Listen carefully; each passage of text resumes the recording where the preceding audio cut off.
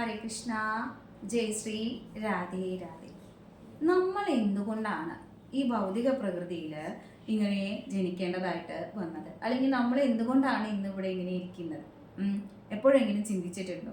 ഈ മായാലോകം അല്ലെ, ഈ മായാലോകം എന്ന് പറയുന്ന ഈ ഭൗതിക ലോകമാണ് സർവ്വതും എന്ന് ചിന്തിച്ചത് കൊണ്ടാണ് നമ്മൾ ഓരോരുത്തരും ഈ ലോകത്തിൽ അല്ലെങ്കിൽ ഈ പ്രപഞ്ചത്തിൽ ഇങ്ങനെ ഓരോരോ ജന്മങ്ങളെടുത്ത് നമ്മളിവിടെ ജനിക്കേണ്ടതായിട്ട് വന്നിട്ടുള്ളത് അല്ലേ. എന്താണ് അപ്പൊ നമ്മുടെ യഥാർത്ഥ ശാശ്വത ഭാവം എന്താണ്? നമ്മൾ ഇതാണ് ചിന്തിക്കുന്നത് എന്ന് പറഞ്ഞു, അപ്പൊ അത് ശരിയല്ല എന്നല്ലേ അതിന്റെ അർത്ഥം? അങ്ങനെയാണെങ്കിൽ നമ്മുടെ യഥാർത്ഥ ഭാവം എന്താണ്? നമ്മൾ ഒരിക്കലും എന്തല്ല, ഭോക്താവല്ല.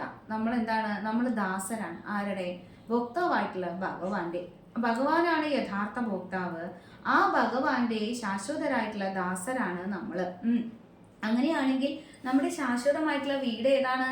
അത് ഭഗവാന്റെ കൂടെ തന്നെയാണ്, അല്ലെങ്കിൽ ഭഗവാന്റെ ലോകം തന്നെയാണ് നമ്മുടെ ശാശ്വതമായിട്ടുള്ള വീട് എന്ന് പറയുന്നത്. അപ്പൊ നമ്മുടെ ശാശ്വതമായിട്ടുള്ള ആ ഒരു വീട്ടിലേക്ക് നമുക്ക് തിരിച്ചു പോകണമെങ്കിൽ നമ്മൾ എന്ത് ചെയ്യണം? നമുക്കറിയാം, ഭഗവാന്റെ തന്നെ സൃഷ്ടിയാണ് ഈ മായ എന്ന് പറയുന്നത് അല്ലെ. ഭഗവാൻ ഭഗവത്ഗീത 7-ാം അധ്യായത്തില് 14-ാമത്തെ ശ്ലോകത്തിൽ പറയുന്നു, എന്താണ്? ദേഹി മേഷ ഗുണമയി മമ മായ ദുരത്യയ മാമേവയെ പ്രപത്യന്റെ മായാമേവാം തരന്തിതേ അല്ലെ. ഭഗവാൻ പറയുന്നു, ഈ മായ ഞാൻ തന്നെ സൃഷ്ടിച്ചതാണ് എന്നല്ലേ.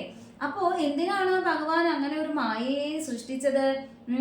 ഭഗവാൻ എന്ന് പറയുന്നത് എപ്പോഴും ഭഗവാൻ അതീവ ഗുഹ്യമായി ഇരിക്കാനാണ് ആഗ്രഹിക്കുന്നത് അല്ലെ.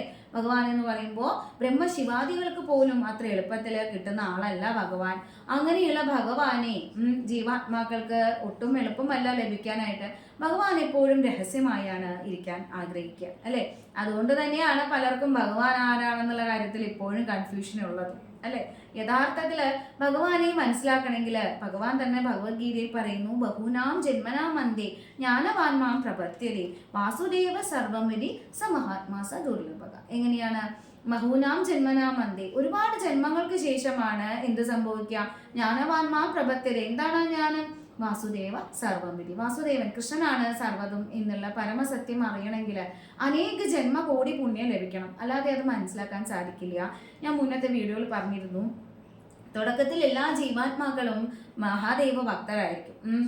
കാരണം നമ്മളെല്ലാം തമോ ഗുണത്തില് അധിപരായിട്ടായിരിക്കും നമ്മൾ ജനിച്ചിട്ടുണ്ടാവുക.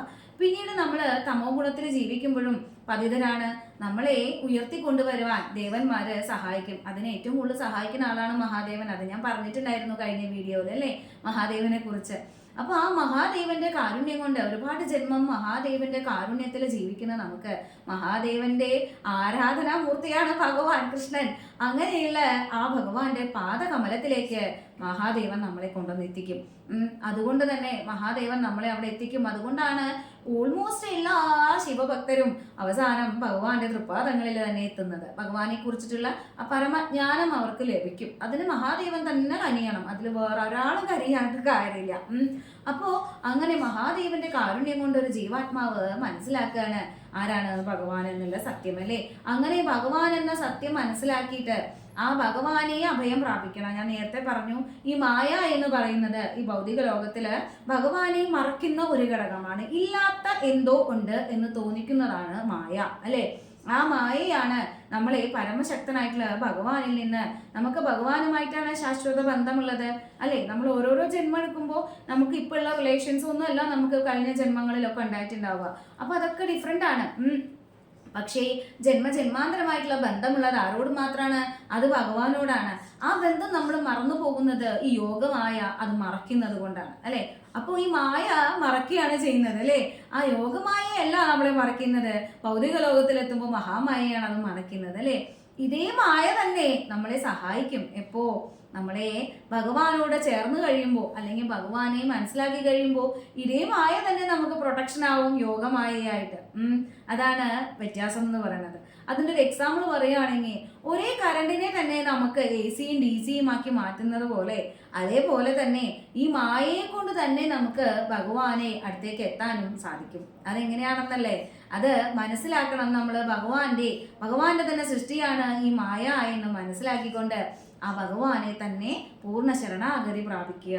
അങ്ങനെ ശരണാഗതി പ്രാപിച്ചാൽ ഈ മായ പിന്നെ നമ്മളെ ഉപദ്രവിക്കില്ല, അത് നമുക്ക് പ്രൊട്ടക്ഷൻ ആയിട്ട് മാറുകയാണ് ചെയ്യുക.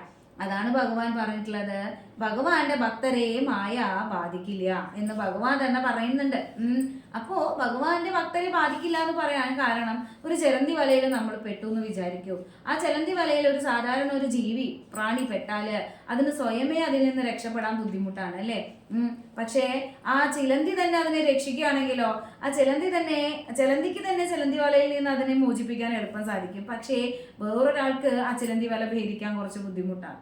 അപ്പൊ അതേപോലെ തന്നെയാണ് ഞാൻ പറഞ്ഞത്, ആ ഭഗവാന്റെ മായ എങ്ങനെയാണോ നമ്മളെ കൺഫ്യൂസ് ചെയ്യിക്കുന്നത്, അതേ മായനെ നമുക്ക് കീഴ്പ്പെടുത്തണമെങ്കിൽ ആ ഭഗവാനെ തന്നെ ശരണം പ്രാപിക്കണം.